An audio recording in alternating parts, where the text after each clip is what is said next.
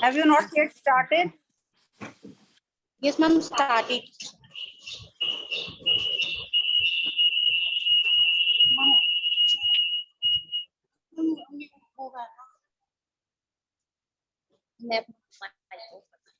ਸਾਰਿਆਂ ਨੂੰ ਮੇਰੇ ਪਿਆਰ ਜੀ ਆਇਆਂ ਨੂੰ। ਮੈਂ ਸਵੀਟੀ ਅੱਜ ਹਰਿਆਣਾ ਸਰਕਾਰ ਵੱਲੋਂ ਸ਼੍ਰੀ ਗੁਰੂ ਤੇਗ ਬਹਾਦਰ ਜੀ ਦੇ 400 ਸਾਲਾ ਪ੍ਰਕਾਸ਼ ਉਤਸਵ ਤੇ ਮਨਾਏ ਜਾ ਰਹੇ ਵੈਬਿਨਾਰ ਦੇ ਅੱਜ ਤੀਜਾ ਦਿਨ ਹੈ ਤੇ ਅੱਜ ਦੇ ਪ੍ਰੋਗਰਾਮ ਲਈ ਆਪਣੀ ਮੈਨੇਜਮੈਂਟ MDSD ਗਰਲਸ ਕਾਲਜ ਅਤੇ ਪ੍ਰਿੰਸੀਪਲ ਡਾਕਟਰ ਕਿਰਨ ਨਾਗਰਾ ਮੈਮ ਜੀ ਅਤੇ ਸਾਡੇ ਨਾਲ ਅੱਜ ਵਿਰਾਜਮਾਨ ਸਾਡੇ ਮੁੱਖ ਵਕਤਾ ਡਾਕਟਰ ਬਲਵਿੰਦਰ ਸਿੰਘ ਜੀ ਅਤੇ ਸਾਡੇ ਨਾਲ ਵਿਰਾਜਮਾਨ ਸਾਡੇ ਗੁਰੂ ਸਾਹਿਬਾਨਾਂ ਦਾ ਅਤੇ ਸਾਡੇ ਪ੍ਰਤੀਭਾਗੀਆਂ ਦਾ ਬਹੁਤ ਸਵਾਗਤ ਹੈ। ਤੇ ਅੱਜ ਸਾਡੇ ਨਾਲ ਇਸ ਵਰਚੁਅਲ ਪਲੇਟਫਾਰਮ ਉੱਤੇ ਪਹੁੰਚਣ ਲਈ ਸਾਰਿਆਂ ਦੇ ਇਕੱਠਾ ਹੋਣ ਲਈ ਮੇਰੇ ਵੱਲੋਂ ਸਾਰਿਆਂ ਨੂੰ ਤਹਿ ਦਿਲੋਂ ਬਹੁਤ ਸਵਾਗਤ ਹੈ। ਸਾਰਿਆਂ ਨੂੰ ਜੀ ਆਇਆਂ ਨੂੰ। ਹੁਣ ਮੈਂ ਆਪਣੇ ਪ੍ਰਿੰਸੀਪਲ ਮੈਮ ਡਾਕਟਰ ਕਿਰਨ ਆਂਗਰਾ ਜੀ ਤੋਂ ਇਸ ਪ੍ਰੋਗਰਾਮ ਨੂੰ ਸ਼ੁਰੂ ਕਰਨ ਲਈ ਇਜਾਜ਼ਤ ਚਾਹੁੰਦੀ ਹਾਂ।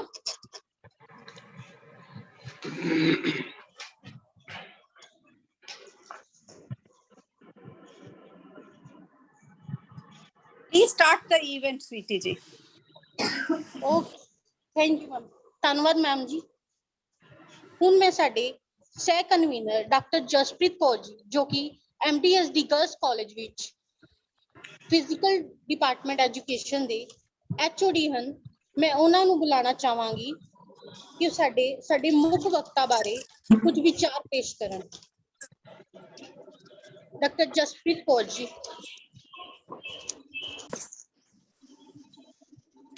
ਸਭ ਤੋਂ ਪਹਿਲਾਂ ਸਾਰਿਆਂ ਨੂੰ ਮੇਰੇ ਵੱਲੋਂ ਪਿਆਰ ਭਰੀ ਸਤਿ ਸ਼੍ਰੀ ਅਕਾਲ ਅਤੇ ਮੈਂ ਸਾਰਿਆਂ ਦਾ ਇਸ ਮੰਚ ਤੇ ਸਵਾਗਤ ਕਰਦੀ ਹਾਂ। ਮੈਂ ਇੱਥੇ ਤੁਹਾਨੂੰ ਡਾਕਟਰ ਬਲਵਿੰਦਰ ਸਿੰਘ ਜੀ ਬਾਰੇ ਦੱਸਣਾ ਜਾ ਰਹੀ ਹਾਂ। ਡਾਕਟਰ ਬਲਵਿੰਦਰ ਸਿੰਘ ਜੀ ਨੇ ਕੁਰੂਕਸ਼ੇਤਰਾ ਯੂਨੀਵਰਸਿਟੀ ਕੁਰੂਕਸ਼ੇਤਰਾ ਤੋਂ 1986 ਵਿੱਚ MA ਕੀਤੀ। ਉਸ ਤੋਂ ਬਾਅਦ ਉਹਨਾਂ ਨੇ 1988 ਵਿੱਚ MPhil ਪੂਰੀ ਕੀਤੀ। ਮੈਂ ਇਹ ਦੱਸਣਾ ਚਾਹਾਂਗੀ ਕਿ ਉਹ MA ਵਿੱਚ ਗੋਲਡ ਮੈਡਲਿਸਟ ਵੀ ਰਹੇ ਹਨ। ਉਹਨਾਂ ਨੇ 1995 ਵਿੱਚ ਪੰਜਾਬੀ ਯੂਨੀਵਰਸਿਟੀ ਪਟਿਆਲਾ ਤੋਂ ਆਪਣੀ PhD ਪੂਰੀ ਕੀਤੀ। ਇਸ ਤੋਂ ਬਾਅਦ ਜੁਲਾਈ 1999 ਤੋਂ ਮਾਰਚ 1998 ਤੱਕ ਉਹ DH ਕਾਲਜ ਲੁਧਿਆਣਾ ਵਿੱਚ ਬਤੌਰ ਪੰਜਾਬੀ ਲੈਕਚਰਾਰ ਕਾਰਜਸ਼ੀਲ ਰਹੇ। ਇਸ ਉਪਰੰਤ ਉਹ ਮਾਰਚ 1998 ਤੋਂ ਨਵੰਬਰ 1998 ਤੱਕ ਗਵਰਨਮੈਂਟ ਕਾਲਜ ਨਾਰਾਇਣਗੜ੍ਹ ਵਿੱਚ ਬਤੌਰ ਅਸਿਸਟੈਂਟ ਪ੍ਰੋਫੈਸਰ ਪੰਜਾਬੀ ਵਿੱਚ ਸੇਵਾ ਨਿਭਾਈ। ਉਹਨਾਂ ਨੇ ਨਵੰਬਰ 1998 ਤੋਂ ਜੂਨ 2019 ਤੱਕ ਗਵਰਨਮੈਂਟ ਕਾਲਜ ਅੰਬਾਲਾ ਕੈਂਟ ਵਿੱਚ ਪੋਸਟ ਗ੍ਰੈਜੂਏਟ ਪੰਜਾਬੀ ਵਿਭਾਗ ਵਿੱਚ ਅਸਿਸਟੈਂਟ ਪ੍ਰੋਫੈਸਰ ਵੱਲੋਂ ਸੇਵਾ ਕੀਤੀ। ਸੇਵਾ ਨਿਵ੍ਰਿੱਤੀ ਤੋਂ ਬਾਅਦ ਹੁਣ ਤੱਕ ਉਹ ਬਤੌਰ ਐਕਸਟੈਂਸ਼ਨ ਲੈਕਚਰਰ ਇਨ ਪੰਜਾਬੀ ਪੋਸਟ ਗ੍ਰੈਜੂਏਟ ਪੰਜਾਬੀ ਵਿਭਾਗ ਅੰਬਾਲਾ ਕੈਂਟ ਵਿੱਚ ਅਧਿਆਪਨ ਦਾ ਕਾਰਜ ਕਰ ਰਹੇ ਹਨ। ਇਹ BA ਭਾਗ ਪਹਿਲਾ ਲੱਗੀ ਪੁਸਤਕ ਇਕਾਂਗੀ ਬਹੁਰੰਗੀ ਦੇ ਸਹਿ ਸੰਪਾਦਕ ਵੀ ਹਨ। ਦਾ ਵਿਸ਼ਾ ਪੰਜਾਬੀ ਸਾਹਿਤ ਆਲੋਚਨਾ ਹੈ। ਮੈਂ ਇਸ ਮੰਚ ਤੇ ਡਾਕਟਰ ਬਲਵਿੰਦਰ ਸਿੰਘ ਜੀ ਦਾ ਬਹੁਤ ਸਵਾਗਤ ਕਰਦੀ ਹਾਂ। ਉਹਨਾਂ ਨੂੰ ਬਹੁਤ ਪੂਰੇ ਆਪਣੇ MTST ਪਰਿਵਾਰ ਵੱਲੋਂ ਉਹਨਾਂ ਦਾ ਸਵਾਗਤ ਹੈ। Sir welcome. ਉਹਨਾਂ ਨੂੰ ਸੱਦਾ ਦਿੰਦੀ ਹਾਂ ਕਿ ਉਹ ਆਪਣਾ ਲੈਕਚਰ ਸਟਾਰਟ ਕਰਨ। ਡਾਕਟਰ ਬਲਵਿੰਦਰ। ਬਹੁਤ ਧੰਨਵਾਦ। ਇਸ ਕਾਲਜ ਦੀ ਕਰਮਯੋਗੀ ਪ੍ਰਿੰਸੀਪਲ ਡਾਕਟਰ ਸ਼੍ਰੀਮਤੀ ਕਿਰਨ ਨਾਗਰਾ ਜੀ, ਪ੍ਰਬੰਧਕ ਸਕੱਤਰ ਡਾਕਟਰ ਉਜਵਲ ਜੀ, ਅੱਜ ਦੇ ਸਮਾਗਮ ਦੀ ਕਨਵੀਨਰ ਮੈਡਮ ਸਵੀਟੀ ਜੀ, ਕੋ ਕਨਵੀਨਰ ਡਾਕਟਰ ਜਸਪ੍ਰੀਤ ਕੌਰ ਜੀ, विद्वान दोस्तों, प्यारे विद्यार्थियों, ਅੱਜ ਇਹ ਬੜਾ ਸੁਭਾਗਾ ਮੌਕਾ ਹੈ ਕਿ ਅਸੀਂ ਸਾਰੇ ਨੌਵੇਂ ਗੁਰੂ ਸਾਹਿਬਾਨ श्री गुरु तेग बहादुर जी की 400 साल जन्म शताब्दी के संबंध विच हरियाणा सरकार वालों ते पूरे विश्व दे विच मनाए जा रहे समागमां की लड़ी दे विच शुमार हो रहे हैं। पर सारिਆਂ ਨੂੰ मेरे वालों बहुत बहुत मुबारकबाद। श्री गुरु तेग बहादुर जी समूह लोकाई दे गुरु हैं। ਅਸੀਂ ਉਹਨਾਂ ਨੂੰ ਕੇਵਲ ਸਿੱਖਾਂ ਦੇ ਗੁਰੂ ਕਹਿ ਕੇ ਸੀਮਤ ਨਹੀਂ ਕਰ ਸਕਦੇ। ਉਹਨਾਂ ਨੂੰ ਹਿੰਦ ਚਾਰ ਦਾ ਖਿਤਾਬ ਮਿਲਿਆ ਹੋਇਆ ਹੈ, ਪਰ ਹੁਣ ਤਾਂ ਮੌਲਿਕ ਅਧਿਕਾਰਾਂ ਦੇ ਰਾਖੇ ਹੋਣ ਕਰਕੇ ਪੂਰੇ ਵਿਸ਼ਵ ਦੀ ਚਾਦਰ ਵੀ ਕਿਹਾ ਜਾਣ ਲੱਗਾ ਹੈ। ਮੇਰਾ ਵਿਖਿਆਨ ਗੁਰੂ ਸਾਹਿਬ ਦੇ ਜੀਵਨ ਬਰਤਾਂਤ ਤੇ ਉਹਨਾਂ ਦੀ ਸ਼ਹਾਦਤ ਨਾਲ ਸੰਬੰਧਿਤ ਹੈ। ਪ੍ਰੇਮ ਭਗਤੀ ਦੇ ਪੁੰਜ, ਦੇਗ ਤੇਗ ਦੇ ਤਿਆਗ ਦੀ ਮੂਰਤੀ, ਧਰਮ ਰੱਖਿਅਕ, ਸ਼ਾਂਤੀ ਦੇ ਪ੍ਰਤੀਕ, ਉਪਕਾਰੀ ਤੇ ਅਦੁੱਤੀ ਸ਼ਹੀਦ, ਹਿੰਦ ਦੀ ਚਾਦਰ ਅਤੇ ਹਰਮਨ ਪਿਆਰੇ ਬਾਣੀਕਾਰ ਗੁਰੂ ਤੇਗ ਬਹਾਦਰ ਜੀ ਦਾ ਜੀਵਨ ਭਾਰਤ ਨੂੰ ਜੀ ਦਾਨ ਦੇਣ ਦੇ ਸਿੱਖੀ ਨੂੰ ਸੁਰਜੀਤ ਕਰਨ ਵਾਲਾ ਹੈ। ਆਪ ਦੇ ਜੀਵਨ ਫਲਸਫੇ ਅਤੇ ਬਾਣੀ ਵਿੱਚ ਭਗਤੀ ਭਾਵ ਦੇ ਨਾਲ ਵਿਰਾਗ ਤੇ ਤਿਆਗ ਦੀ ਵਿਸ਼ੇਸ਼ ਮਹੱਤਤਾ ਹੈ। ਆਪ ਨੇ ਬੜੇ ਮਿੱਠੇ ਤੇ ਭਾਵਪੂਰਤ ਸ਼ਬਦਾਂ ਰਾਹੀਂ ਮਨੁੱਖੀ ਜੀਵਨ ਤੇ ਸੰਸਾਰ ਦੀ ਵਾਸਤਵਿਕਤਾ ਨੂੰ ਪੇਸ਼ ਕੀਤਾ ਹੈ। ਆਪ ਨੇ ਜੀਵਨ ਤੋਂ ਨਿਰਾਸ਼ਤਾ ਪੈਦਾ ਨਹੀਂ ਕੀਤੀ, ਸਗੋਂ ਜੀਵਨ ਨੂੰ ਕਰਮਯੋਗੀ ਸਿੱਧ ਕੀਤਾ ਹੈ।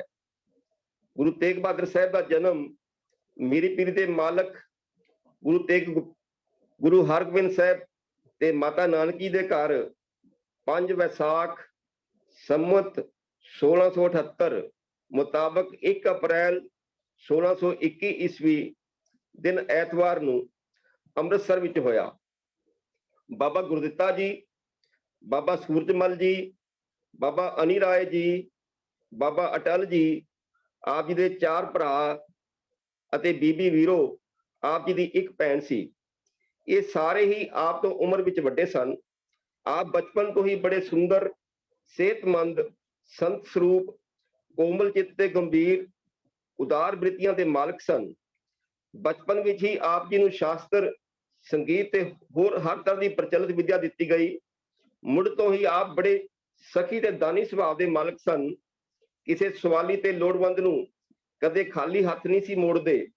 ਆਪ ਉੱਤੇ ਆਪਣੇ ਪਿਤਾ ਸ੍ਰੀ ਗੁਰੂ ਹਰਗੋਬਿੰਦ ਜੀ ਦੀ ਮੀਰੀ ਪੀਰੀ ਦਾ ਡੂੰਘਾ ਪ੍ਰਭਾਵ ਪਿਆ।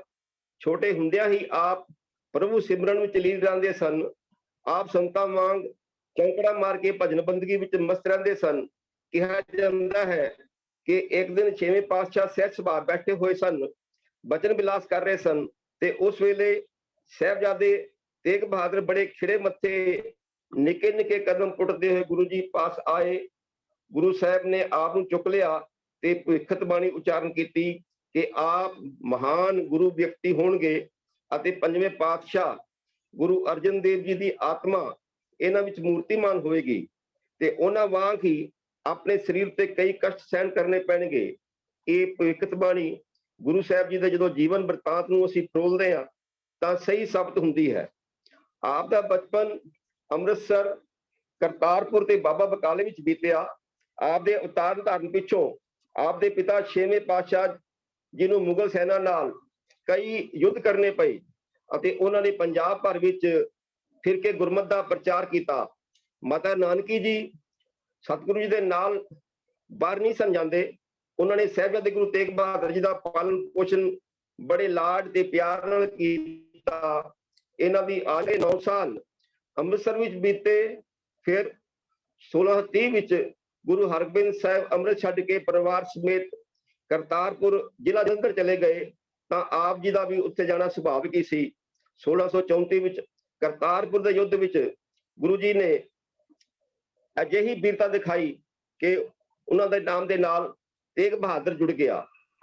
ਉਸ ਵੇਲੇ ਵੱਡੇ ਘਰਾਂ ਦੇ ਧੀਆਂ ਪੁੱਤਰਾਂ ਦਾ ਵਿਆਹ ਛੋਟੀ ਉਮਰ ਵਿੱਚ ਹੀ ਕਰ ਦਿੱਤਾ ਜਾਂਦਾ ਸੀ।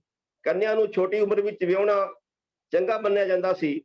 ਇਸ ਰਿਵਾਜ ਅਨੁਸਾਰ ਹੀ ਆਪ ਜੀ ਦਾ ਵਿਆਹ 11-12 ਸਾਲ ਦੀ ਛੋਟੀ ਉਮਰ ਵਿੱਚ ਹੀ ਭਾਈ ਲਾਲ ਚੰਦ ਖੱਤਰੀ ਦੀ ਪੁੱਤਰੀ ਬੀਬੀ ਗੁਜਰੀ ਜੀ ਨਾਲ ਕਰ ਦਿੱਤਾ ਗਿਆ। ਆਪ ਜੀ ਦੇ ਘਰ ਆਪ ਦੇ ਇਕਲੌਤੇ ਸਾਹਿਬਜ਼ਾਦੇ ਗੁਰੂ ਗੋਬਿੰਦ ਰਾਏ ਜੀ ਦਾ ਜਨਮ ਹੋਇਆ, ਜੋ ਬਾਅਦ ਵਿੱਚ 10ਵੇਂ ਗੁਰੂ ਗੋਬਿੰਦ ਸਿੰਘ ਦੇ ਨਾਮ ਨਾਲ ਵਿਖਿਆਤ ਹਨ। ਆਪ ਦੇ ਵਿਆਹ ਤੋਂ 34 ਸਾਲ ਬਾਅਦ 22 ਦਸੰਬਰ 1666 ਨੂੰ ਪਟਨਾ ਸਾਹਿਬ ਵਿਖੇ ਗੋਬਿੰਦ ਰਾਏ ਜੀ ਨੇ ਜਨਮ ਲਿਆ। ਗੁਰੂ ਹਰਗੋਬਿੰਦ ਸਾਹਿਬ ਜੀ ਨੂੰ 4 ਵਾਰ ਮੁਗਲ ਸੈਨਾ ਨਾਲ ਯੁੱਧ ਕਰਨਾ ਪਿਆ। ਉਹਨਾਂ ਦਾ ਪਹਿਲਾ ਯੁੱਧ ਅੰਮ੍ਰਿਤਸਰ, ਦੂਜਾ ਕਾਂਗੜੇ, ਤੀਜਾ ਹਰਗੋਬਿੰਦਪੁਰਾ ਤੇ ਚੌਥਾ ਕਰਤਾਰ ਵਿੱਚ ਹੋਇਆ। ਕਰਤਾਰਪੁਰ ਦੇ ਯੁੱਧ ਸਮੇਂ ਗੁਰੂ ਤੇਗ ਬਹਾਦਰ ਸਾਹਿਬ ਜੀ ਕਰਤਾਰਪੁਰ ਵਿੱਚ ਹੀ ਸਨ। ਉਹ ਆਪਣੀ ਇੱਛਾ ਅਨੁਸਾਰ ਇਸ ਯੁੱਧ ਵਿੱਚ ਸ਼ਾਮਲ ਹੋਏ। ਇਸ ਯੁੱਧ ਵਿੱਚ ਉਹਨਾਂ ਨੇ ਬੜੀ ਸੂਰਬੀਰਤਾ ਵਿਖਾਈ। ਆਪ ਨੇ ਜਿਸ ਸੂਰਬੀਰਤਾ ਦਲੇਰੀ ਦੇ ਨਾਲ ਤਲਵਾਰ ਚਲਾਈ, ਉਸ ਨੂੰ ਵੇਖ ਕੇ ਦੁਨੀਆ ਦੰਗ ਰਹਿ ਗਈ। ਮਾਰਚ 1644 ਈਸਵੀ ਨੂੰ ਗੁਰੂ ਹਰਗੋਬਿੰਦ ਸਾਹਿਬ ਜੀ ਕੀਰਤਪੁਰ ਵਿੱਚ ਅਕਾਲ ਚਲਾਣਾ ਕਰ ਗਏ। ਉਹਨਾਂ ਨੇ ਗੁਰਿਆਈ ਦੀ ਗੱਦੀ ਆਪਣੇ ਪੋਤਰੇ ਬਾਬਾ ਗੁਰਦਿੱਤਾ ਜੀ ਦੇ ਪੁੱਤਰ ਹਰ ਰਾਏ ਸਾਹਿਬ ਜੀ ਨੂੰ ਦੇ ਦਿੱਤੀ। ਮਾਤਾ ਨਾਨਕੀ ਜੀ ਨੇ ਜਦ ਗੁਰੂ ਹਰਗੋਬਿੰਦ ਸਾਹਿਬ ਜੀ ਨੂੰ ਸਾਹਿਬਜ਼ਾਦਾ ਗੁਰੂ ਤੇਗ ਬਹਾਦਰ ਜੀ ਦੇ ਜਨਮ ਸਮੇਂ ਦੇ ਉਚਾਰਨ ਕੀਤੇ ਹੋਏ ਭਵਿੱਖ ਦੇ ਵਾਕ ਦੀ ਯਾਦ ਦਿਲਵਾਈ, ਤਾਂ ਗੁਰੂ ਜੀ ਨੇ ਮਾਤਾ ਜੀ ਨੂੰ ਹੌਸਲਾ ਕਰਨ ਲਈ ਕਿਹਾ ਅਤੇ ਕਿਹਾ ਤੇਗ ਬਹਾਦਰ ਜੀ ਨੂੰ ਗੁਰਿਆਈ ਮਿਲਦਾ ਵਕਤ ਅਜੇ ਆਉਣਾ ਹੈ। ਉਹਨਾਂ ਇਹ ਵੀ ਕਿਹਾ ਕਿ ਉਸ ਸਮੇਂ ਦੇ ਆਉਣ ਤੱਕ ਤੁਸੀਂ ਇਹਨਾਂ ਨੂੰ ਨਾਲ ਲੈ ਕੇ ਬਕਾਲੇ ਚਲੇ ਜਾਓ ਤੇ ਉੱਥੇ ਹੀ ਰਹੋ। ਬਕਾਲਾ ਮਾਤਾ ਨਾਨਕੀ ਦਾ ਪੇਕਾ ਤੇ ਗੁਰੂ ਤੇਗ ਬਹਾਦਰ ਜੀ ਦਾ ਨਾਨਕਾ ਪਿੰਡ ਸੀ। ਮਾਤਾ ਜੀ ਦੇ ਹੁਕਮ ਅਨੁਸਾਰ ਸਾਹਿਬਜ਼ਾਦੇ ਨੂੰ ਨਾਲ ਲੈ ਕੇ ਉੱਥੇ ਚਲੇ ਗਏ। ਉੱਥੇ ਭਾਈ ਮੇਰਾ ਨਾਮ ਦੇ ਇੱਕ ਸਿੱਖ ਦੀ ਬੇਨਤੀ ਉੱਤੇ ਉਸਦੇ ਘਰ ਗੁਰੂ ਤੇਗ ਬਹਾਦਰ ਜੀ ਨੂੰ ਇੱਕ ਭੋਰੇ ਵਿੱਚ ਬਿਰਾਜਮਾਨ ਕੀਤਾ ਗਿਆ ਤੇ ਉਸ ਵਿੱਚ ਬੈਠ ਕੇ ਪ੍ਰਭੂ ਸਿਮਰਨ ਵਿੱਚ ਲੀਨ ਹੋ ਗਏ। ਆਪ ਉੱਥੋਂ ਕਦੇ-ਕਦੇ ਹੀ ਸ਼ਿਕਾਰ ਖੇਡਣ ਲਈ ਬਾਹਰ ਨਿਕਲਦੇ ਸਨ। ਆਪ ਨੇ ਉੱਥੇ 20-21 ਸਾਲ ਕਠਿਨ ਤਪੱਸਿਆ ਕੀਤੀ। ਗੁਰੂ ਹਰ ਰਾਏ ਜੀ ਦੇ ਪਿੱਛੋਂ ਗੁਰਗੱਦੀ ਉੱਤੇ ਗੁਰੂ ਹਰਕ੍ਰਿਸ਼ਨ ਜੀ ਬੈਠੇ। ਗੁਰੂ ਹਰਕ੍ਰਿਸ਼ਨ ਜੀ ਬਚਪਨ ਵਿੱਚ ਹੀ 30 ਮਾਰਚ 1664 ਈਸਵੀ ਨੂੰ ਦਿੱਲੀ ਵਿੱਚ ਜੋਤੀ ਜੋਤ ਸਮਾ ਗਏ। ਉਹਨਾਂ ਦੇ ਜੋਤੀ ਜੋਤ ਸਮਾਉਣ ਤੋਂ ਪਹਿਲਾਂ ਸੰਗਤਾਂ ਨੇ ਆਦਰ ਤੇ ਨਿਮਰਤਾ ਨਾਲ ਗੁਰੂ ਜੀ ਤੋਂ ਪੁੱਛਿਆ ਕਿ ਉਹਨਾਂ ਨੂੰ ਹੁਣ ਉਹ ਕਿਸ ਦੇ ਲੜ ਲਾ ਕੇ ਜਾ ਰਹੇ ਹਨ। ਗੁਰੂ ਸਾਹਿਬ ਬਿਮਾਰੀ ਦੀ ਹਾਲਤ ਵਿੱਚ ਬਹੁਤ ਕਮਜ਼ੋਰ ਹੋ ਚੁੱਕੇ ਸਨ ਤੇ ਉਹ ਨਾ ਕੇਵਲ ਇੰਨਾ ਹੀ ਕਹਿ ਸਕੇ ਬਾਬਾ ਬਕਾਲੇ। ਇਸ ਦੇ ਅਰਥ ਭਾਵੇਂ ਸਾਫ਼ ਸਨ ਕਿ ਉਹਨਾਂ ਦੇ ਜੋ ਬਾਬਾ ਜੀ ਹਨ ਉਹ ਬਕਾਲੇ ਵਿੱਚ ਰਹਿੰਦੇ ਹਨ ਤੇ ਉਹ ਹੀ 9ਵੇਂ ਗੁਰੂ ਹੋਣਗੇ। ਪਰ ਇਸ ਵਾਕ ਨੂੰ ਸੁਣ ਕੇ ਕਈ ਭੇਖੀ ਪੁਰਖ, ਜਿਨ੍ਹਾਂ ਵਿੱਚ ਸੋਢੀ ਤੇ ਕਈ ਮਸੰਦ ਸ਼ਾਮਲ ਸਨ ਤੇ ਉਹਨਾਂ ਦੀ ਗਿਣਤੀ 22 ਸੀ, ਉਹ ਬਕਾਲੇ ਪਹੁੰਚ ਗਏ ਤੇ ਉਹਨਾਂ ਨੇ ਆਪਣੇ ਆਪ ਨੂੰ 9ਵਾਂ ਗੁਰੂ ਖਵਾਉਣ ਦਾ ਢਿੰਡੋਰਾ ਪਟਵਾ ਦਿੱਤਾ। ਗੁਰੂ ਹਰਕ੍ਰਿਸ਼ਨ ਜੀ ਦਾ ਸੰਕੇਤ ਭਾਵੇਂ ਸਪਸ਼ਟ ਸੀ, ਪਰ ਉਹਨਾਂ ਵੱਲੋਂ ਆਪਣੇ ਉੱਤਰਾਧਿਕਾਰੀ ਦਾ ਪੂਰਾ ਨਾਮ ਨਾ ਦੱਸਣ ਦੇ ਕਾਰਨ ਭੁਲੇਖੇ ਤੇ ਸ਼ੰਕੇ ਨੂੰ ਥਾਂ ਬਣ ਗਈ ਸੀ। ਇਸ ਲਈ 9ਵੇਂ ਗੁਰੂ ਸਾਹਿਬ ਨੂੰ ਲੱਭਣ ਵਾਸਤੇ ਸਿੱਖ ਸੰਗਤਾਂ ਨੂੰ ਕਾਫੀ ਨੱਠ-ਭੱਜ ਕਰਨੀ ਪਈ। ਬਕਾਲੇ ਵਿੱਚ ਸੋਢੀਆਂ ਦੀਆਂ 22 ਮੱਝੀਆਂ ਡਟ ਗਈਆਂ ਤੇ ਉਹਨਾਂ ਉੱਤੇ ਗੁਰਗੱਦੀ ਦੇ 22 ਝੂਠੇ ਦਾਅਵੇਦਾਰ ਵੀ ਬੈਠ ਗਏ ਸਨ। ਹਰ ਕੋਈ ਆਪਣੇ ਆਪ ਨੂੰ ਗੁਰਗੱਦੀ ਦਾ ਵਾਰਸ ਸਿੱਧ ਕਰਨ ਲੱਗਾ। ਇਹਨਾਂ ਵਿੱਚੋਂ ਸਭ ਤੋਂ ਮੁਖੀ ਗੁਰੂ ਤੇਗ ਬਹਾਦਰ ਸਾਹਿਬ ਦਾ ਭਤੀਜਾ ਧੀਰਮਲ ਸੀ। ਉਸ ਕੋਲ ਆਦਿ ਸ੍ਰੀ ਗੁਰੂ ਗ੍ਰੰਥ ਸਾਹਿਬ ਦੀ ਬੀੜ ਭਾਈ ਗੁਰਦਾਸ ਦੇ ਹੱਥਾਂ ਦੀ ਲਿਖੀ ਹੋਈ ਸੀ, ਜਿਸ ਕਰਕੇ ਉਸ ਦੀ ਮਾਨਤਾ ਬਾਕੀਆਂ ਤੋਂ ਕੁਝ ਵਧੇਰੇ ਸੀ। ਉਹ ਇਸ ਬੀੜ ਨੂੰ ਵੀ ਕਰਤਾਰਪੁਰ ਤੋਂ ਆਉਂਦੇ ਹੋਏ ਆਪਣੇ ਨਾਲ ਬਕਾਲੇ ਲੈ ਆਇਆ ਸੀ। ਉਸਦਾ ਸ਼ੀਹਾ ਨਾਂ ਦਾ ਮਸੰਦ ਬਹੁਤ ਚਲਾਕ ਤੇ ਸਰਗਰਮ ਸੀ। ਬਕਾਲੇ ਵਿੱਚ ਭਾਵੇਂ ਇਹਨਾਂ ਕੁਝ ਹੋ ਰਿਹਾ ਸੀ, ਪਰ ਸ਼ਾਂਤੀ ਦੇ ਪੁੰਜ ਤੇ ਤਿਆਗੀ ਤੇਗ ਬਹਾਦਰ ਸਾਹਿਬ ਆਪਣੇ ਭੋਰੇ ਵਿੱਚ ਹੀ ਬੈਠੇ ਰਹੇ ਤੇ ਸੰਗਤਾਂ ਸਾਹਮਣੇ ਪ੍ਰਗਟ ਨਾ ਹੋਏ। ਭੇਖੀ ਸੋਢੀਆਂ ਨੇ ਆਪਣੇ ਆਪ ਨੂੰ ਗੁਰੂ ਪ੍ਰਗਟ ਕਰਨ ਲਈ ਤਰ੍ਹਾਂ ਦੇ ਪਖੰਡ ਕਰਨੇ ਆਰੰਭ ਦਿੱਤੇ। ਕਈਆਂ ਨੇ ਮਸੰਦ ਰੱਖੇ ਹੋਏ ਸਨ। ਉਹਨਾਂ ਨੇ ਪੁਰਾਣੇ ਗੁਰੂ ਘਰਾਂ ਦੇ ਮਸੰਦਾਂ ਨੂੰ ਲਾਲਚ ਦੇ ਕੇ ਆਪਣੇ ਵੱਲ ਖਿੱਚਣ ਲਈ ਯਤਨ ਸ਼ੁਰੂ ਕਰ ਦਿੱਤੇ, ਕਿਉਂਕਿ ਉਸ ਵੇਲੇ ਇਲਾਕਿਆਂ ਵਿੱਚੋਂ ਮਸੰਦ ਹੀ ਸੰਗਤਾਂ ਨੂੰ ਲਿਆਉਂਦੇ ਤੇ ਸਤਿਗੁਰੂ ਜੀ ਦੇ ਚਰਨਾਂ ਵਿੱਚ ਪਵਾਉਂਦੇ ਸਨ। ਗੁਰੂ ਤੇਗ ਬਹਾਦਰ ਸਾਹਿਬ ਕਿਉਂਕਿ ਛੋਟੀ ਉਮਰ ਤੋਂ ਹੀ ਵੈਰਾਗ ਸੁਭਾਅ ਦੇ ਮਾਲਕ ਸਨ, ਇਸ ਲਈ ਉਹਨਾਂ ਉੱਤੇ ਇਹਨਾਂ ਲੋਕਾਂ ਦੀ ਦੌੜ ਭੱਜ ਦਾ ਕੋਈ ਅਸਰ ਨਾ ਹੋਇਆ ਤੇ ਉਹ ਆਪਣੀ ਸਾਦਗੀ ਵਿੱਚ ਅਟੰਗ ਕੇ ਟਿਕੇ ਰਹੇ। ਪਰ ਆਪਣਾ ਉਸਨੂੰ ਮੈਡਮ ਲਿਖ ਕੇ ਦੇ ਦੇ। फिर तो शायद उसका है। ਇਹ ਕੌਮ ਦੀ ਤਾਕਤ ਖਤਮ ਜਾਂ ਘੱਟੋ ਘੱਟ ਕਮਜ਼ੋਰ ਕਰਨ ਲਈ ਅੰਦਰੋਂ ਅੰਦਰ ਕਈ ਤਰ੍ਹਾਂ ਦੀਆਂ ਰਾਜਨੀਤਿਕ ਚਾਲਾਂ ਚੱਲੀਆਂ ਜਾ ਰਹੀਆਂ ਸਨ। ਇਸ ਪ੍ਰਸੰਗ 'ਚ ਪਹਿਲਾਂ ਬਾਬਾ ਰਾਮ ਰਾਏ ਜੀ ਨੂੰ ਗੁਰੂ ਹਰ ਰਾਏ ਜੀ ਸਾਹਿਬ ਨਾਲੋਂ ਵੱਖ ਕੀਤਾ ਗਿਆ, ਪਰ ਇਹ ਚਾਲ ਸਫਲ ਨਾ ਹੋਈ। ਸਿੱਖ ਸੰਗਤਾਂ ਬਾਬਾ ਰਾਮ ਰਾਏ ਵੱਲ ਨਾ ਝੁਕੀਆਂ। ਗੁਰੂ ਹਰਕ੍ਰਿਸ਼ਨ ਸਾਹਿਬ 5-6 ਸਾਲ ਦੀ ਛੋਟੀ ਆਯੂ ਵਿੱਚ ਗੁਰੂ ਬਣੇ ਤਾਂ ਉਹਨਾਂ ਦੇ ਵਿਰੋਧ ਲਈ ਬਾਬਾ ਰਾਮ ਰਾਏ ਜੀ ਨੂੰ ਉਕਸਾਇਆ ਗਿਆ, ਪਰ ਕੌਮ ਵਿੱਚ ਵੀ ਆਪਣੇ ਸਿੱਧਕ ਵਿੱਚ ਪੱਕੀ ਰਹੀ। ਇਸੇ ਚਾਲ ਅਧੀਨ ਹੀ ਇਸ ਸਮੇਂ ਬਾਬਾ ਸ਼ਬਦ ਦੇ ਵੱਖ-ਵੱਖ ਅਰਥ ਕੱਢ ਕੇ ਗੁਰਿਆਈ ਲਈ ਕਈ ਹੱਕਦਾਰ ਖੜੇ ਕਰਨ ਲਈ ਟਕੌਂਸੇ ਰਚਣ ਲੱਗੇ। ਮਾਤਾ ਨਾਨਕ ਜੀ ਦੀ ਆਗਿਆ ਅਨੁਸਾਰ ਗੋਬਿੰਦ ਸਾਹਿਬ ਤੋਂ ਭਾਈ ਦਵਾਰਕਾ ਦਾਸ ਭਾਈ ਗੜੀਏ ਜੀ ਨੂੰ ਨਾਲ ਲੈ ਬਕਾਲੇ ਪੁੱਜੇ। ਉਧਰ ਦੀਵਾਨ ਦਰਗਾਹ ਮਲ ਅਤੇ ਭਾਈ ਗੁਰਦਿੱਤਾ ਵੀ ਸਾਹਿਬ ਤੋਂ ਉੱਥੇ ਪਹੁੰਚ ਗਏ। ਉਹਨਾਂ ਨੇ 5 ਪੈਸੇ ਦੇ ਨਜ਼ਰ ਰੱਖ ਕੇ ਗੁਰੂ ਸਾਹਿਬ ਨੂੰ ਗੁਰਿਆਈ ਦਾ ਤਿਲਕ ਲਗਾਇਆ, ਪਰ ਗੁਰੂ ਤੇਗ ਬਹਾਦਰ ਜੀ ਨੇ ਉਹਨਾਂ ਨੂੰ ਕਿਹਾ ਕਿ ਉਹ ਗੁਰਗੱਦੀ ਉੱਤੇ ਬੈਠਣ ਦੀ ਖਬਰ ਨੂੰ ਗੁਪਤ ਰੱਖਣ ਅਤੇ ਇਸ ਬਾਰੇ ਕਿਸੇ ਨੂੰ ਨਾ ਦੱਸਣ। ਉਹ ਉਸ ਸਮੇਂ ਦੀ ਇੰਤਜ਼ਾਰ ਕਰਨ ਜਦੋਂ ਤੱਕ ਪਖੰਡੀ ਗੁਰੂਆਂ ਦਾ ਪੋਲ ਨਹੀਂ ਖੁੱਲ ਜਾਂਦਾ। ਇਸੇ ਤਰ੍ਹਾਂ ਹੀ ਕੀਤਾ ਗਿਆ। ਗੁਰੂ ਜੀ ਨੇ ਉਹਨਾਂ ਗੁਰਗੱਦੀ ਧਾਰੀ ਮਹੰਤਾਂ ਦਾ ਮੁਕਾਬਲਾ ਬੜੀ ਸਹਿਨਸ਼ੀਲਤਾ ਤੇ ਖਿਮਾਸ਼ੀਲਤਾ ਨਾਲ ਕੀਤਾ। ਆਪ ਦੇ ਹਿਰਦੇ ਵਿੱਚ ਇੰਨੀ ਉਦਾਰਤਾ ਸੀ ਕਿ ਉਸ ਉਦਾਰਤਾ ਦੇ ਕਾਰਨ ਹੀ ਪਿੱਛੋਂ ਬਹੁਤ ਸਾਰੇ ਆਕੀ ਵੀ ਗੁਰਸਿੱਖ ਬਣ ਗਏ। ਗੁਰੂ ਜੀ ਨੇ ਆਪਣੇ ਸਮੁੱਚੇ ਜੀਵਨ ਵਿੱਚ ਉਸ ਗਿਆਨ ਦੀ ਸ਼ਲਾਘਾ ਕੀਤੀ ਜੋ ਬੰਦੇ ਨੂੰ ਨਿਡਰ, ਤਕੜਾ, ਬਹਾਦਰ ਤੇ ਨੇਕ ਬਣਾਉਂਦਾ ਹੈ। ਇਹੀ ਉਹਨਾਂ ਦੇ ਫਲਸਫੇ ਦਾ ਨਿਚੋੜ ਹੈ। ਗੁਰੂ ਤੇਗ ਬਹਾਦਰ ਜੀ ਦਾ ਭੇਤ ਜੇਲ੍ਹ ਨਿਵਾਸੀ ਭਾਈ ਮੱਖਣ ਸ਼ਾਹ ਲਬਾਣੇ ਦੀ ਸਿਆਣਪ ਤੇ ਉਹਨਾਂ ਦੇ ਯਤਨਾਂ ਨਾਲ ਖੁੱਲਿਆ। ਮੱਖਣ ਸ਼ਾਹ ਗੁਰੂ ਘਰ ਦਾ ਪ੍ਰੇਮੀ ਤੇ ਇੱਕ ਵੱਡਾ ਵਪਾਰੀ ਸੀ। ਉਸਦੇ ਨਾਲ ਬਹੁਤ ਸਾਰੇ ਨੌਕਰ ਤੇ ਸ਼ਸਤਰਧਾਰੀ ਸੁਰਮੇ ਵੀ ਸਨ। ਦੱਸਿਆ ਜਾਂਦਾ ਹੈ ਕਿ ਕੁਝ ਸਮਾਂ ਪਹਿਲਾਂ ਇੱਕ ਦਿਨ ਮਾਲ ਅਸਬਾਬ ਦਾ ਭਰਿਆ ਹੋਇਆ ਉਸਦਾ ਜਹਾਜ਼ ਸਮੁੰਦਰ ਵਿੱਚ ਡੁੱਬਣ ਲੱਗਾ ਤੇ ਉਸ ਸਮੇਂ ਉਸਨੇ ਗੁਰੂ ਨਾਨਕ ਦੇਵ ਜੀ ਦੇ ਗੱਦੀ ਧਾਰੀ ਦੇ ਦਰ ਅੱਗੇ 500 ਮੋਹਰਾਂ ਦੀ ਸੁਖਣਾ ਸੁੱਖ ਕੇ ਆਪਣੀ ਰੱਖਿਆ ਲਈ ਅਰਦਾਸ ਕੀਤੀ ਅਤੇ ਉਹ ਅਰਦਾਸ ਗੁਰੂ ਘਰ ਵੱਲੋਂ ਪ੍ਰਵਾਨ ਹੋ ਗਈ।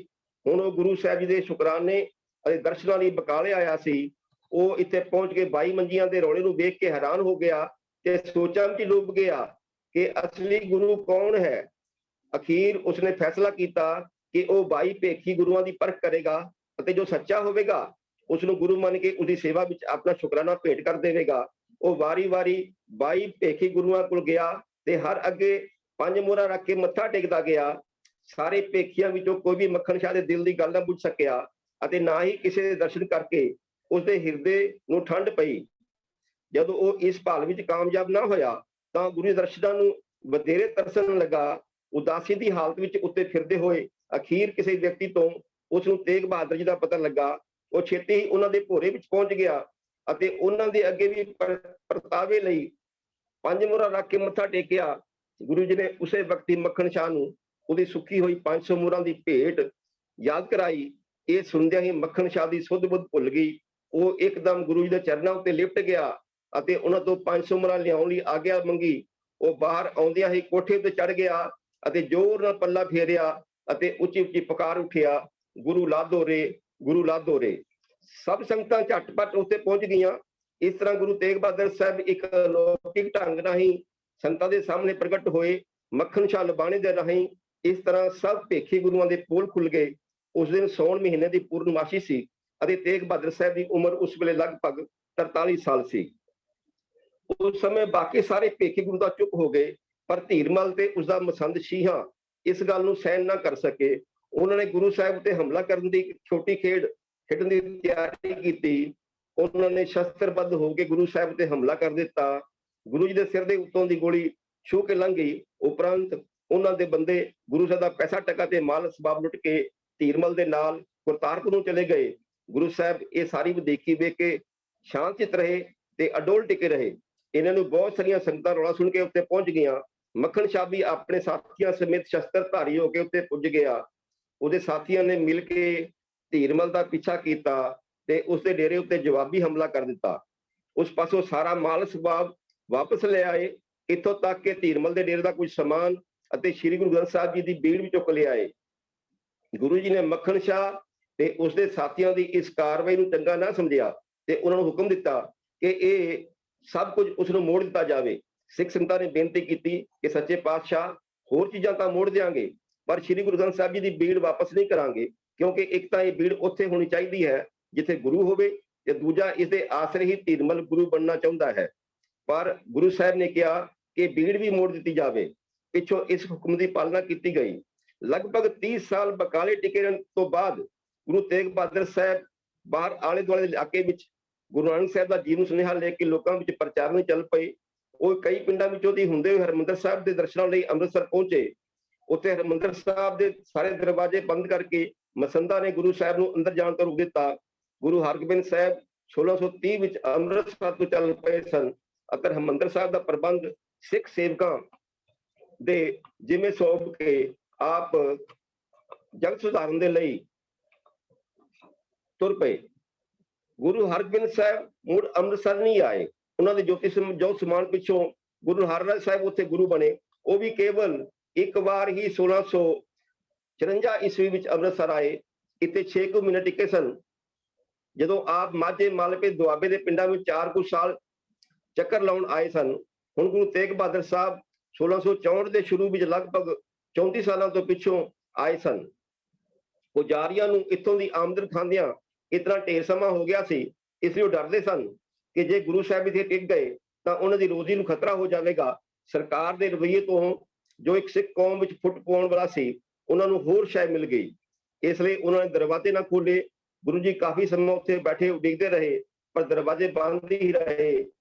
ਗੁਰੂ ਜੀ ਉੱਥੋਂ ਇੱਕ ਮਾਈ ਨੂੰ ਬੇਨਤੀ ਸਵੀਕਾਰ ਕਰਕੇ ਪਿੰਡ ਵੱਲੇ ਵੱਲ ਚਲੇ ਗਏ। ਉੱਥੇ ਹੀ ਰਾਤ ਰਹੇ। ਜਿੱਥੇ ਗੁਰੂ ਸਾਹਿਬ ਟਿਕੇ ਸਨ ਉੱਥੇ ਅੱਜ ਥੜਾ ਸਾਹਿਬ ਗੁਰਦੁਆਰਾ ਸਾਹਿਬ ਬਿਰਾਜਮਾਨ ਹਨ। ਸੋ ਸੰਗਤਾਂ ਨੇ ਬੜੇ ਆਦਰ ਸਤਿਕਾਰ ਦੇ ਨਾਲ ਗੁਰੂ ਜੀ ਦੀ ਸੇਵਾ ਕੀਤੀ। ਜਦੋਂ ਅੰਮ੍ਰਿਤਸਰੀ ਸੰਗਤਾਂ ਨੂੰ ਇਸ ਗੱਲ ਦਾ ਪਤਾ ਲੱਗਾ ਤਾਂ ਉਹ ਵੱਲੇ ਪਿੰਡ ਵਿੱਚ ਗੁਰੂ ਜੀ ਦੇ ਹਜ਼ੂਰ ਪਹੁੰਚੀਆਂ। ਇਹਨਾਂ ਵਿੱਚ ਇਸਤਰੀਆਂ ਦੀ ਗਿਣਤੀ ਵਧੇਰੇ ਸੀ। ਉਹਨਾਂ ਨੇ ਗੁਰੂ ਜੀ ਅੱਗੇ ਹਰਿਮੰਦਰ ਸਾਹਿਬ ਦਰਸ਼ਨ ਦੇਣ ਦੀ ਬੇਨਤੀ ਕੀਤੀ। ਉਹਨਾਂ ਦੀ ਬੇਨਤੀ ਮੰਨਦੇ ਹੋਏ ਗੁਰੂ ਜੀ ਫਿਰ ਸਾਹਿਬ ਗਏ। ਉਸ ਵੇਲੇ ਸੰਗਤਾਂ ਦੀ ਗਿਣਤੀ ਇੰਨੀ ਹੋ ਗਈ ਸੀ ਕਿ ਪੁਜਾਰੀ ਉਹਨਾਂ ਤੋਂ ਡਰ ਗਏ ਤੇ ਉਹਨਾਂ ਨੇ ਦਰਵਾਜ਼ੇ ਖੋਲ ਦਿੱਤੇ। ਹਰਿਮੰਦਰ ਸਾਹਿਬ ਦੇ ਦਰਸ਼ਨਾਂ ਤੋਂ ਪਿੱਛੋਂ ਗੁਰੂ ਜੀ ਫੇਰ ਬਕਾਲੇ ਆ ਕੇ ਕੁਝ ਸਮਾਂ ਟਿਕੇ ਰਹੇ। ਥੋੜੇ ਚਿਰ ਪਿੱਛੋਂ ਗੁਰੂ ਜੀ ਨੇ ਬਕਾਲੇ ਤੋਂ ਕੀਰਤਪੁਰ ਸਾਹਿਬ ਜਾਣ ਦਾ ਫੈਸਲਾ ਕੀਤਾ। ਬਕਾਲੇ ਤੋਂ ਕੀਰਤਪੁਰ ਸਾਹਿਬ ਜਾਣ ਲਈ ਸਿੱਖ ਸੰਗਤਾਂ ਸਮੇਤ ਗੁਰੂ ਜੀ ਦੇ ਬਿਆਸ ਦੇ ਰਸਤੇ ਕੀਰਤਪੁਰ ਸਾਹਿਬ ਪਹੁੰਚੇ। ਰਸਤੇ ਵਿੱਚ ਗੁਰੂ ਜੀ ਦਾ ਥਾਂ ਨਾਮ ਬਾਣੀ ਦਾ ਪ੍ਰਚਾਰ ਵੀ ਕੀਤਾ। ਦੀਨਾਂ ਦੇ ਦੁਖੀਆਂ ਦੀਆਂ ਲੋੜਾਂ ਪੂਰੀਆਂ ਕਰਦੇ ਰਹੇ। ਆਪ ਜੀ ਨੇ ਆਪਣੇ ਪ੍ਰਚਾਰ ਲਈ ਕੇਂਦਰੀ ਸਥਾਨ ਕੀਰਤਪੁਰ ਨੂੰ ਚੁਣਿਆ। ਉੱਥੇ ਵੀ ਭਾਵੇਂ ਧੀਰਮਲ ਅਤੇ ਸੋਢੀ ਵਿਰੋਧ ਕਰਦੇ ਰਹੇ, ਪਰ ਆਪ ਪ੍ਰਭੂ ਸਿਮਰਨ ਵਿੱਚ ਮਗਨ ਤੇ ਸ਼ਾਂਤਚਿਤ ਰਹੇ। 26 ਅੱਸੂ ਸੰਮਤ 1722 ਮੁਤਾਬਿਕ ਅਕਤੂਬਰ 1665 ਵਿੱਚ ਕਹਿਲੂਰ ਦੇ ਰਾਜੇ ਦੀਪਚੰਦ ਪਾਸੋਂ ਆਪ ਜੀ ਨੇ ਪਿੰਡ ਮਾਖੋਵਲ ਦੀ ਜ਼ਮੀਨ ਖਰੀਦ ਕੇ ਅਨੰਦਪੁਰ ਸਾਹਿਬ ਨਾਂ ਦਾ ਨਗਰ ਵਸਾਇਆ। ਇਹ ਨਗਰ ਹੀ ਪਿੱਛੋਂ ਗੁਰੂ ਸਾਹਿਬ ਦੀ ਰੱਖਿਆ ਦਾ ਕਿਲਾ ਬਣ ਗਿਆ। ਇਸ ਨਗਰ ਨੂੰ ਗੁਰੂ ਜੀ ਨੇ ਬੜੇ ਪ੍ਰੇਮ ਤੇ ਲਗਨ ਨਾਲ ਵਸਾਇਆ। ਉੱਥੇ ਆਪਣੇ ਨਿਵਾਸ ਲਈ ਗੁਰੂ ਘਰ ਅਤੇ ਸੰਗਤਾਂ ਲਈ ਧਰਮਸਾਲ ਉਸਾਰਦੇ ਗਏ। ਕਿਸਾਨਾਂ, ਦੁਕਾਨਦਾਰਾਂ ਤੇ ਹੋਰ ਤਰ੍ਹਾਂ ਦੇ ਕਿੱਤਿਆਂ ਵਾਲੇ ਲੋਕਾਂ ਨੂੰ ਵੀ ਉੱਥੇ ਵਸਾਇਆ ਗਿਆ। ਛੇਤੀ ਹੀ ਇਹ ਪਿੰਡ ਇੱਕ ਚੰਗੇ ਨਗਰ ਦਾ ਰੂਪ ਧਾਰਨ ਕਰ ਗਿਆ, ਜੋ ਅੱਜ ਸ਼੍ਰੀ ਅਨੰਦਪੁਰ ਸਾਹਿਬ ਦੇ ਨਾਮ ਨਾਲ ਜਗਤ ਪ੍ਰਸਿੱਧ ਹੈ। ਉਸ ਸਮੇਂ ਔਰੰਗਜ਼ੇਬ ਨੇ ਕਾਫੀ ਧਾਰਮਿਕ ਵਿਤਕਰਾ ਕਰਨਾ ਆਰੰਭ ਕਰ ਦਿੱਤਾ ਸੀ। ਪੂਰਬੀ ਭਾਰਤ, ਖਾਸ ਕਰਕੇ ਪੂਰਬੀ ਬੰਗਾਲ ਤੇ ਉੜੀਸਾ ਵਿੱਚ ਹਿੰਦੂਆਂ ਉੱਤੇ ਸਖਤੀ ਸ਼ੁਰੂ ਕਰਕੇ ਉਹ ਲੋਕਾਂ ਨੂੰ ਡਰਾ ਰਿਹਾ ਸੀ। ਇਹ ਖਬਰਾਂ ਪੰਜਾਬ ਵਿੱਚ ਨਾਲ ਪਹੁੰਚ ਰਹੀਆਂ ਸਨ। ਇਸ ਲਈ ਸਹਿਮੀ ਹੋਈ ਹਿੰਦੂ ਜਨਤਾ ਨੂੰ ਸਹਾਰੇ ਦੀ ਲੋੜ ਸੀ। ਹਿੰਦ ਦੀ ਚਾਦਰ ਗੁਰੂ ਤੇਗ ਬਹਾਦਰ ਸਾਹਿਬ ਨੇ ਗੁਰਗੱਦੀ ਸੰਭਾਲਦਿਆਂ ਹੀ ਸਭ ਤੋਂ ਪਹਿਲਾਂ ਪੂਰਬੀ ਭਾਰਤ ਵੱਲ ਰੁਖ ਕੀਤਾ। ਉੱਥੇ ਰਟਨ ਕਰਦੇ ਹੋਏ ਹਿੰਦੂ ਜਨਤਾ ਨੂੰ ਆਪਣੀ ਬਾਣੀ ਰਾਹੀਂ ਉਪਦੇਸ਼ ਦਿੱਤੇ। ਇਹੋ ਕਾਰਨ ਹੈ ਕਿ ਆਪ ਦੀ ਬਾਣੀ ਵਿੱਚ ਹਿੰਦੀ ਸ਼ਬਦਾਂ ਦੀ ਭਰਮਾਰ ਹੈ। ਹਿੰਦੂ ਇਤਿਹਾਸ ਤੇ ਮਿਥਿਹਾਸ ਦੇ ਬਹੁਤ ਸਾਰੇ ਸੰਕੇਤ ਵਿਦਮਾਨ ਹਨ। ਥਾਂ ਗੱਜ, ਅਜਾਮਲ, ਦ੍ਰੋਪਦੀ, ਧਰੂ ਆਦਿ ਦੇ ਹਵਾਲੇ ਇਸ ਦਾ ਪ੍ਰਮਾਣ ਹਨ। ਇਸ ਤਰ੍ਹਾਂ ਹਿੰਦੂ ਜਨਤਾ ਨੂੰ ਧੀਰਜ ਦੇਣ ਲਈ ਅਤੇ ਗੁਰੂ ਨਾਨਕ ਸਾਹਿਬ ਦੀ ਪਰਿਪਾਟੀ ਅਨੁਸਾਰ ਸਿੱਖ ਧਰਮ ਦੇ ਪ੍ਰਚਾਰ ਦੇ ਕੰਮ ਨੂੰ ਪੱਕਾ ਕਰਨ ਤੇ ਫੈਲਾਉਣ ਲਈ ਆਪ ਅਨੰਦਪੁਰ ਸਾਹਿਬ ਨੂੰ ਵਸਾ ਕੇ 1665 ਈਸਵੀ ਵਿੱਚ ਪੂਰਬ ਦੇਸ਼ ਵੱਲ ਚਲੇ ਗਏ। ਉਹ ਕੀਰਤਪੁਰ, ਕੈਥਲ, ਕੁਰੂਕਸ਼ੇਤਰ, ਦਿੱਲੀ, ਮਥੁਰਾ, ਬਿੰਦਰਾਬਨ, ਆਗਰਾ, ਫਤਿਹਪੁਰ ਤੋਂ ਹੋ ਕੇ ਇਲਾਹਾਬਾਦ ਪੁੱਜੇ। ਉਸ ਵੇਲੇ ਤੱਕ ਗੁਰੂ ਜੀ ਨੇ ਸਿੱਖਾਂ ਨੂੰ ਕਾਫੀ ਗਿਣਤੀ ਵਿੱਚ ਜਥੇਬੰਦ ਕਰ ਲਿਆ ਸੀ। ਆਪ ਪਰਿਵਾਰ ਸਮੇਤ ਗਏ ਸਨ। ਹਜ਼ਾਰਾਂ ਦੀ ਗਿਣਤੀ ਵਿੱਚ ਸਿੱਖ ਵੀ ਉਹਨਾਂ ਦੇ ਨਾਲ ਰਹਿੰਦੇ ਸਨ। ਉਹਨਾਂ ਵਿੱਚ ਕੀਰਤਨੀਏ, ਰਬਾਬੀ ਤੇ ਕੁਝ ਹੋਰ ਸਿੱਖ ਵੀ ਸਨ। ਗੁਰੂ ਨਾਨਕ ਸਾਹਿਬ ਤੋਂ ਸਮੇਂ ਤੋਂ ਲੈ ਕੇ ਉਸ ਸਮੇਂ ਵਿੱਚ ਹਰ ਨਗਰ ਵਿੱਚ ਸਿੱਖ ਧਰਮ ਦਾ ਪ੍ਰਚਾਰ ਹੋ ਰਿਹਾ ਸੀ। ਗੁਰੂ ਸਾਹਿਬ ਦੇ ਇਸ ਰਟਨ ਦੇ ਨਾਲ ਦੂਰ ਦਰੇੜੇ ਵਸਦੇ ਸਿੱਖਾਂ ਵਿੱਚ ਸਿੱਖੀ ਜੀਵਨ ਦੀ ਤ੍ਰਿਖੀ ਰੌਂ ਚੱਲ ਪਈ। ਮੌਕੇ ਦਾ ਬਾਦਸ਼ਾਹ ਇਸ ਗੱਲ ਤੋਂ ਘਬਰਾ ਗਿਆ।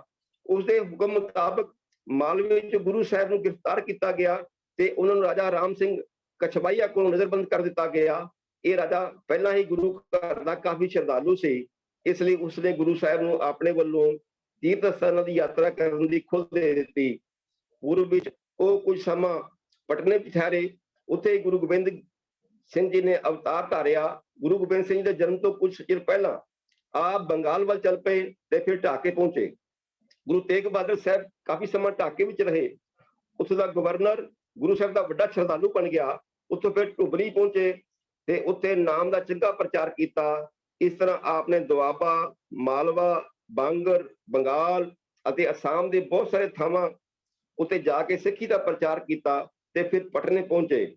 ਇਸ ਸਮੇਂ ਪਟਨਾ ਇੱਕ ਸਿੱਖੀ ਦਾ ਵੱਡਾ ਕੇਂਦਰ ਬਣ ਗਿਆ ਸੀ। ਸਾਹਿਬਜ਼ਾਦਾ ਗੁਰੂ ਗੋਬਿੰਦ ਸਿੰਘ ਦਾ ਨਾਮ ਉਸ ਵੇਲੇ ਗੋਬਿੰਦ ਰਾਏ ਸੀ। 4 ਸਾਲ ਦੇ ਹੋ ਚੁੱਕੇ ਸਨ। ਉਹਨਾਂ ਨੇ ਉਸ ਸਮੇਂ ਪਹਿਲੀ ਵਾਰ ਪਿਤਾ ਜੀ ਦਰਸ਼ਨ ਕੀਤੇ। ਆਪ ਇੱਥੇ ਬਹੁਤ ਸਮਾਂ ਟਿਕੇ। ਗੁਰੂ ਤੇਗ ਬਹਾਦਰ ਸਾਹਿਬ ਜੀ ਨੇ ਪੰਜਾਬ ਵੱਲ ਮੁੜਨ ਦੀ ਤਿਆਰੀ ਕਰ ਲਈ। ਮਾਤਾ ਨਾਨਕੀ ਜੀ ਨੇ ਭਾਵੇਂ ਉਹਨਾਂ ਨੂੰ ਉੱਧਰ ਜਾਣ ਤੋਂ ਵਰਜਣ ਦੀ ਕੋਸ਼ਿਸ਼ ਕੀਤੀ ਤੇ ਕਿਹਾ ਕਿ ਪੰਜਾਬ ਵਿੱਚ ਰਾਜ ਦਰਬਾਰ ਦੇ ਸ਼ਰੀਕ ਗੁਰੂ ਜੀ ਦੇ ਵਿਰੋਧ ਵਿੱਚ ਕਈ ਤਰ੍ਹਾਂ ਦੀਆਂ ਖੋਟੀਆਂ ਵਿਉਂਤਾਂ ਸੋਚੀ ਬੈਠੇ ਹਨ, ਪਰ ਗੁਰੂ ਜੀ ਆਪਣੇ ਸੁੱਖ ਤੇ ਆਰਾਮ ਲਈ ਨਹੀਂ ਵਿਚਰ ਰਹੇ ਸਨ। ਉਹ ਜਗਤ ਦੇ ਉਧਾਰ ਲਈ ਸੰਸਾਰ ਵਿੱਚ ਆਏ ਸਨ। ਇਸ ਵਾਸਤੇ ਉਹ ਛੇਤੀ ਪੰਜਾਬ ਵੱਲ ਚੱਲ ਪਏ।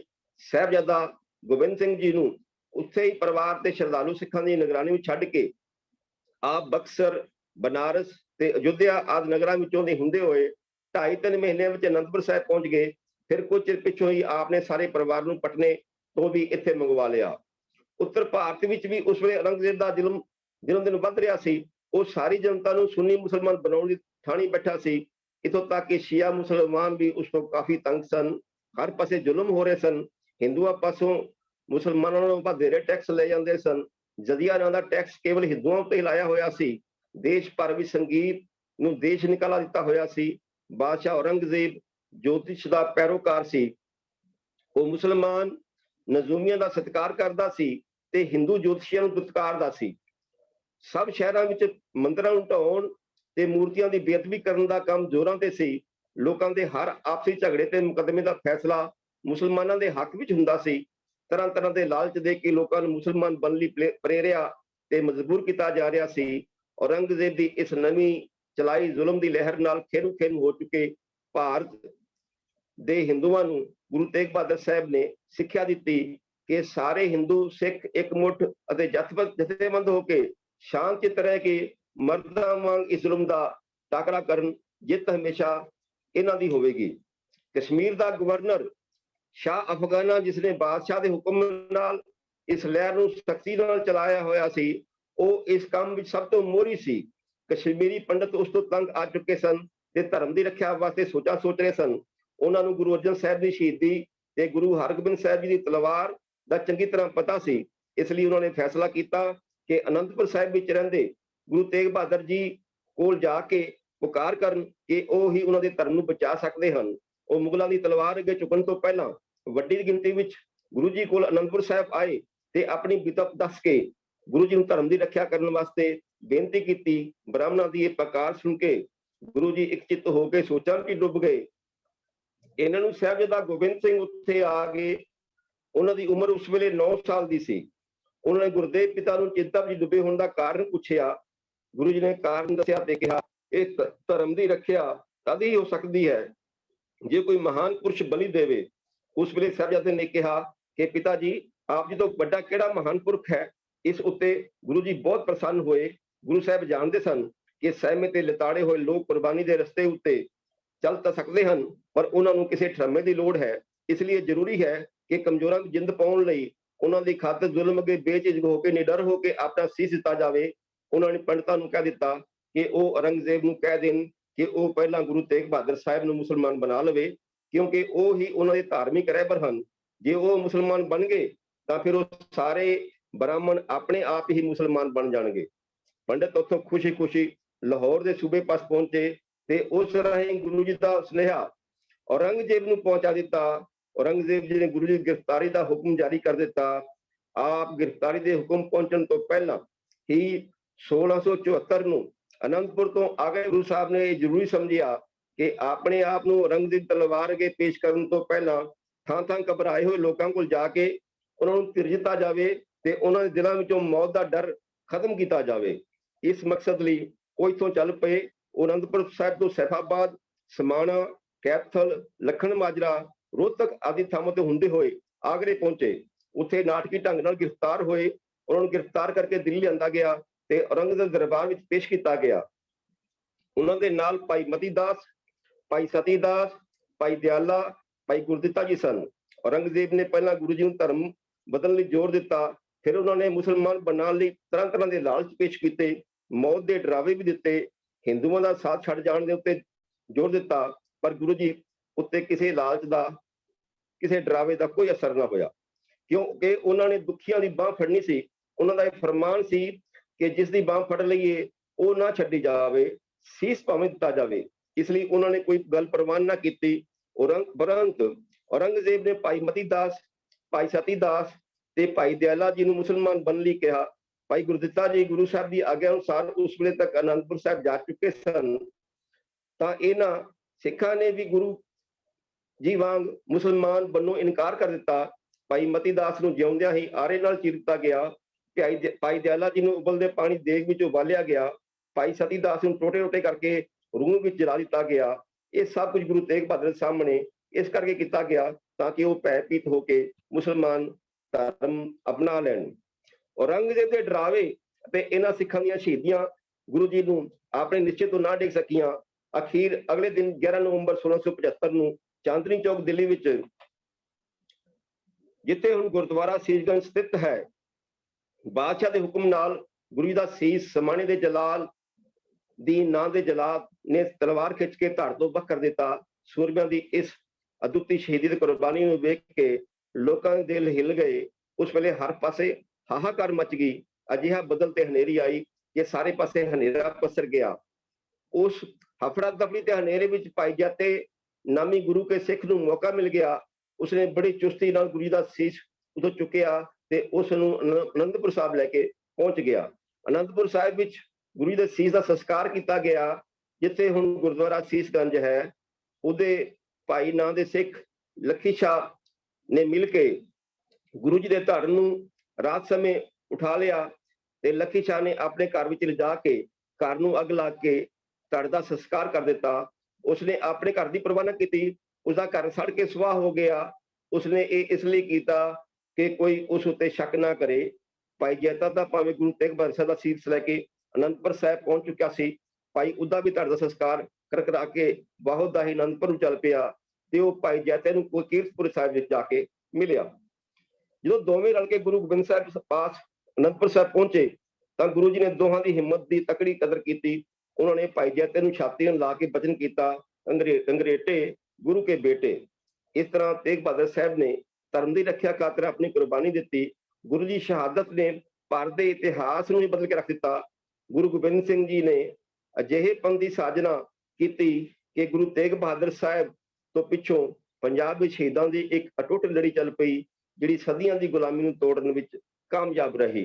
ਸੋ ਇਹ ਸੀ ਗੁਰੂ ਤੇਗ ਬਹਾਦਰ ਸਾਹਿਬ ਦਾ ਸੰਖੇਪ ਜੀਵਨ ਵਰਤਾਂਤ ਤੇ ਉਹਨਾਂ ਦੀ ਸ਼ਹਾਦਤ, ਜਿਸ ਦਾ ਪ੍ਰਭਾਵ ਭਾਰਤ ਹੀ ਨਹੀਂ ਸਮੁੱਚੇ ਵਿਸ਼ਵ ਦੀ ਲੋਕਾਈ ਦੇ ਵਿੱਚ ਦੇਖਣ ਨੂੰ ਮਿਲਦਾ ਹੈ ਕਿ ਲੋਕ ਆਪਣੇ ਹੱਕਾਂ ਦੇ ਲਈ, ਆਪਣੇ ਅਧਿਕਾਰਾਂ ਦੇ ਲਈ ਇਸ ਤੋਂ ਪ੍ਰੇਰਨਾ ਲੈ ਕੇ ਜ਼ੁਲਮ ਦੇ ਵਿਰੁੱਧ, ਅਨਿਆਂ ਦੇ ਵਿਰੁੱਧ ਖੜੇ ਹੁੰਦੇ ਹਨ।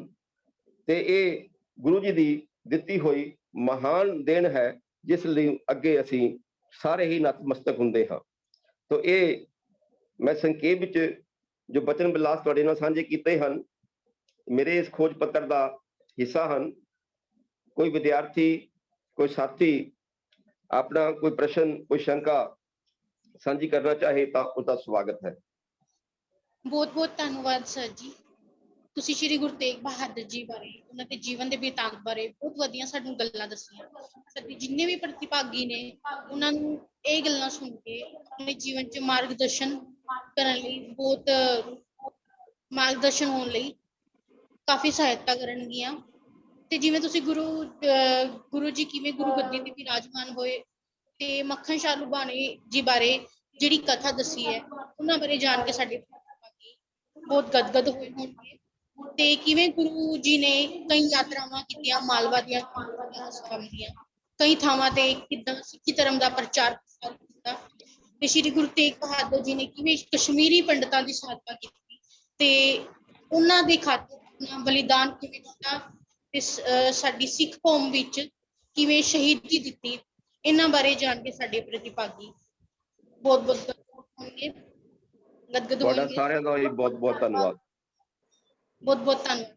ਤੇ ਉਹ ਸਾਡੇ ਪ੍ਰਤੀਭਾਗੀਆਂ ਵਿੱਚੋਂ ਜੋ ਕੋਈ ਸਵਾਲ ਕਰਨਾ ਚਾਹੁੰਦਾ ਹੈ ਤੇ ਸਵਾਲ ਕਰ ਸਕਦੇ ਨੇ।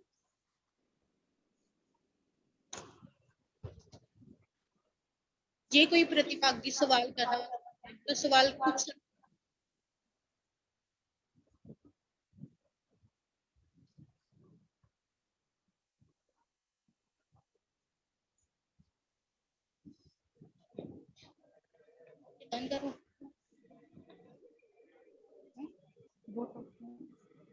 ओके ਹੁਣ ਮੈਂ Thank you. ਸਾਡੇ ਓਕੇ ਬਹੁਤ ਬਹੁਤ ਧੰਨਵਾਦ ਸਰ ਜੀ। ਥੈਂਕ ਹੁਣ ਮੈਂ ਯੂ ਥੈਂਕ ਯੂ। ਮੈਂ ਇੱਕ ਵਾਰੀ ਫਿਰ ਮਾਧੋ ਦਾਸ ਸਨਾਤਨ ਧਰਮ ਦੇ ਮਾਨਯੋਗ ਪ੍ਰਿੰਸੀਪਲ ਸਾਹਿਬ, ਸਮੂਹ ਸਟਾਫ, ਵਿਦਿਆਰਥੀਆਂ ਨੂੰ ਅੱਜ ਦੇ ਇਸ ਸ਼ੁਭ ਮੌਕੇ ਤੇ ਵਧਾਈ ਦਿੰਦਾ ਹਾਂ ਤੇ ਧੰਨਵਾਦ ਕਰਦਾ ਹਾਂ ਕਿ ਉਹਨਾਂ ਨੇ ਇੱਕ ਮਹੱਤਵਪੂਰਨ ਵਿਸ਼ੇ ਉੱਤੇ ਮੈਨੂੰ ਬੋਲਣ ਦਾ ਅਵਸਰ ਪ੍ਰਦਾਨ ਕੀਤਾ ਹੈ। ਇਹ ਕਾਲਜ ਮੇਰੇ ਵਾਸਤੇ ਨਵਾਂ ਨਹੀਂ, ਮੇਰੇ ਕਾਲਜ ਦੇ ਨਾਲ ਪਿਛਲੇ 25-30 ਸਾਲ ਤੋਂ ਬੜੇ ਨਜ਼ਦੀਕੀ ਸੰਬੰਧ ਰਹੇ ਹਨ। ਐਗਜ਼ਾਮ ਡਿਊਟੀ ਦੇ ਦੌਰਾਨ, ਪੇਪਰਾਂ ਦੀ ਮਾਰਕਿੰਗ ਸਮੇਂ ਤੇ ਮੈਂ ਅਕਸਰ ਆ ਕੇ ਦੇਖਿਆ ਕਿ ਇਹ ਕਾਲਜ ਹਰਿਆਣੇ ਦੇ ਵਿੱਚ ਹੀ ਨਹੀਂ, ਪੂਰੇ ਭਾਰਤ ਦੇ ਵਿੱਚ ਉੱਚ ਕੋਟੀ ਦੀਆਂ ਸੰਸਥਾਵਾਂ ਦੇ ਵਿੱਚੋਂ ਇੱਕ ਹੈ ਤੇ ਮੈਂ ਆਸ ਕਰਦਾ ਹਾਂ, ਮੇਰੀ ਸ਼ਰਧਾ ਵੀ ਹੈ ਕਿ ਇਹ ਕਾਲਜ ਇਸੇ ਤਰ੍ਹਾਂ ਹੀ ਦਿਨ ਦੁਗਣੀ ਤੇ ਚਾਰ ਰਾਤ ਚੌਗੁਣੀ ਤਰੱਕੀ ਕਰੇ। Thank you so much. ਹੁਣ ਮੈਂ ਸਾਡੀ MDSD ਗਰਲਸ ਕਾਲਜ ਦੇ ਡਾਕਟਰ ਉਜਵਲ ਮੈਮ ਜੀ ਨੂੰ ਮੰਚ ਤੇ ਆਮੰਤਰਿਤ ਕਰਾਂਗੀ ਜੋ ਕਿ ਮਿਊਜ਼ੀਕਲ ਡਿਪਾਰਟਮੈਂਟ ਦੇ ਹੈੱਡ ਹਨ ਤੇ ਉਹ ਧੰਨਵਾਦ ਕਰਨਗੇ। ਡਾਕਟਰ उज्जवल मैम जी। धन्यवाद स्वीटी मैम। सबसे पहले मैं डॉक्टर बलविंदर जी का बहुत बहुत धन्यवाद करती हूँ। नमस्कार सर। Thank you. आपका बहुत बहुत धन्यवाद सर। आपने बहुत ही सुंदर शब्दों में अपने व्याख्यान का वर्णन यहाँ पर किया। आपने गुरु तेग बहादुर जी की संपूर्ण जीवन यात्रा के बारे में हमें बताया। आपने बताया कि किस तरह उनके नाम के साथ गुरु तेग बहादुर जी जुड़ा और किस तरह उन्होंने एक संघर्षपूर्ण जीवन बिताया और अपने धर्म तथा कर्तव्य के लिए अपने जीवन का बलिदान तक दे दिया। मैं भी गुरु तेग बहादुर जी के इस त्याग के लिए 2 लाइनें गाकर सुनाना चाहती हूँ सर, क्योंकि संगीत से वास्ता रखती हूँ तो गाकर मैं अपनी भावनाओं को ज्यादा अच्छे से व्यक्त कर पाती हूँ।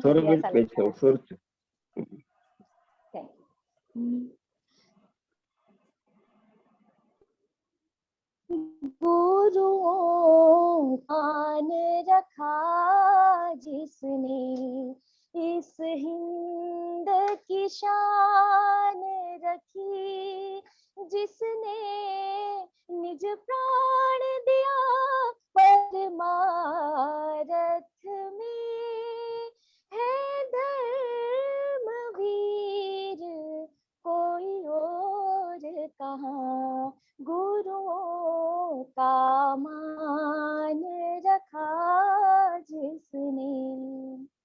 धन्यवाद सर। अब मैं डॉक्टर किरण आंगरा मैम जो हमारे कॉलेज की प्रिंसिपल हैं उनका बहुत धन्यवाद करती हूँ कि वो हमें इस तरह के कार्यक्रम करने के लिए हम प्रेरित अपनी ऑर्गेनाइज टीम का सब कि वो बड़े संयम के साथ हमारे साथ इस कार्यक्रम में जुड़े रहे। और अंत में सर मैं आपका बहुत बहुत धन्यवाद करती हूँ। फीडबैक लिंक हमारे चैट बॉक्स में आ चुका है। बहुत बहुत धन्यवाद। धन्यवाद sir. Thank you. Feedback link chat में आ चुका है, सभी पार्टिसिपेंट फीडबैक लिंक भर दीजिए।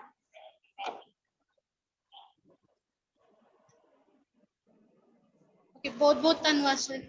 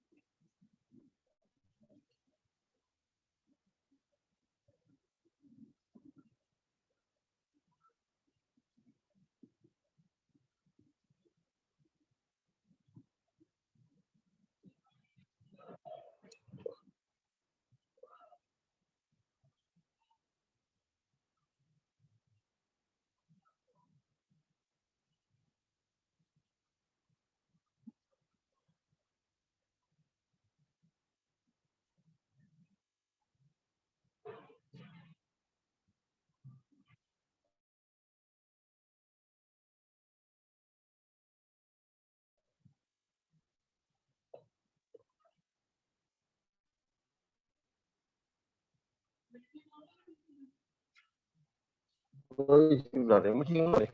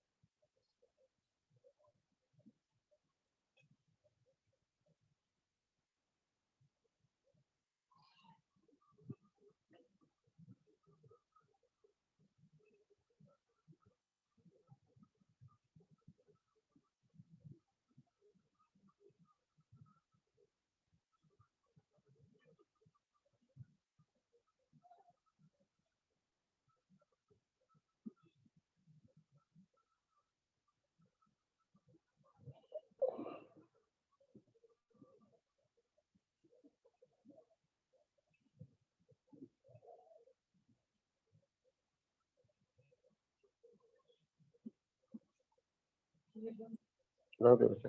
मैं डॉक्टर बलविंदर सिंह जी बारे में कुछ पूछना चाहती हूँ। इन्होंने नॉलेज तेरी मम्मी किथे है?